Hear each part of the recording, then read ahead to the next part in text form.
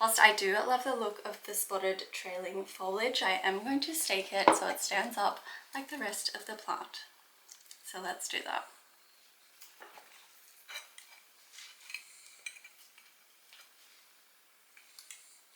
I love begonias, and this one is made entirely out of cuttings which I propagated.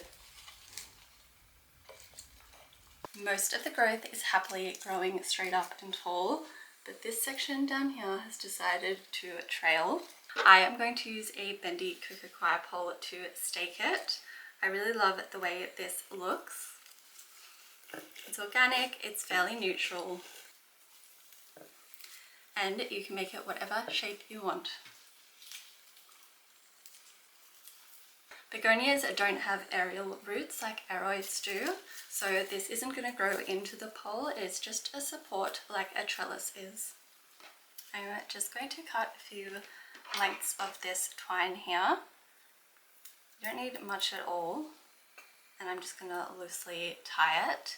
You can use orchid clips as well if you prefer. And I'm just going to tie it on.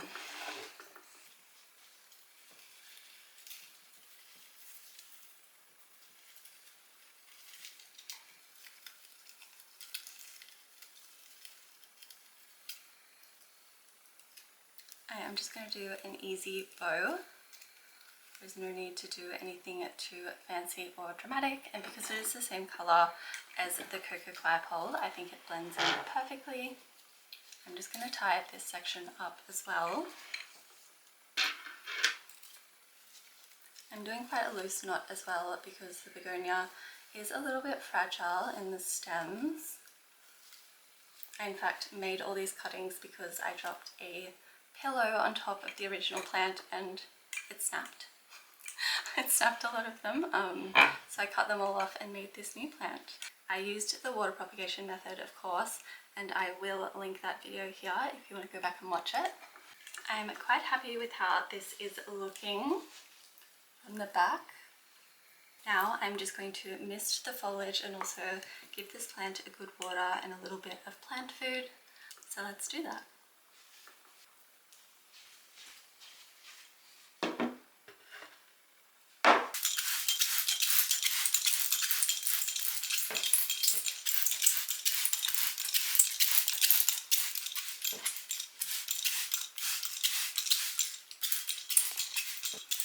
I love misting my plants. I know some people are anti-mist for some reason, but I think it is so calming to do. I love the sound. I think it makes my plants look so lovely, and it also stops them from getting those brown crispy leaves.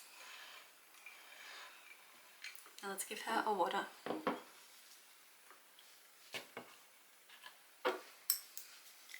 Just going to add some liquid plant food.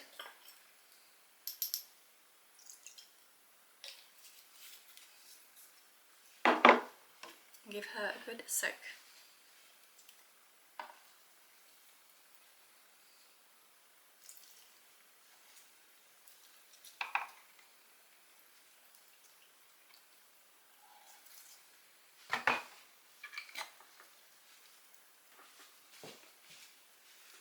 This is how she's looking. Gorgeous. One of my favorite things about the Begonia Maculata, or the spotted begonia, is the backs of the leaves. They should be a gorgeous, vibrant red colour. That is how you know they are getting enough sunlight. If they're not getting enough sunlight, as I said, they won't have this gorgeous red. There's probably some leaves I can find to show you. Here's a good example of a leaf which has not been getting enough sunlight, and it's mainly green with just a hue of red. You want this gorgeous bright red. I mean, come on, it's almost glittery. This section is almost ready to stake as well. I just wrap her a little bit. Perfect.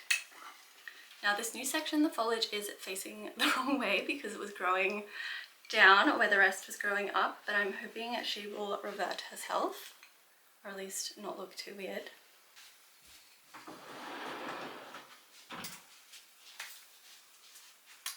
I planted this one in just a basic indoor plant medium. It doesn't need a chunky soil.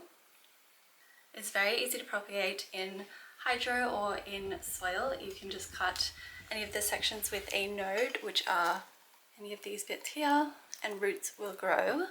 If you want it to grow big and bushy, I recommend staking it or adding a trellis. I water my begonias several times a week, similar to my prayer plants. Typically, I find they are a very high water needs plant, and it helps them to grow lush and lovely. As it does have high water and high humidity needs, I recommend popping it somewhere that is ventilated. Mine sits in front of my window, so it gets plenty of sunlight and also airflow. So that's it really for care of this plant.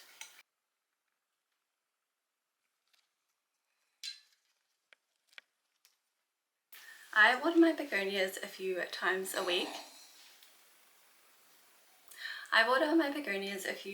a week.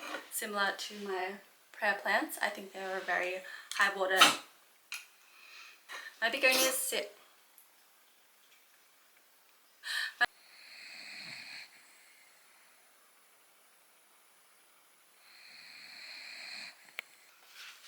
As it has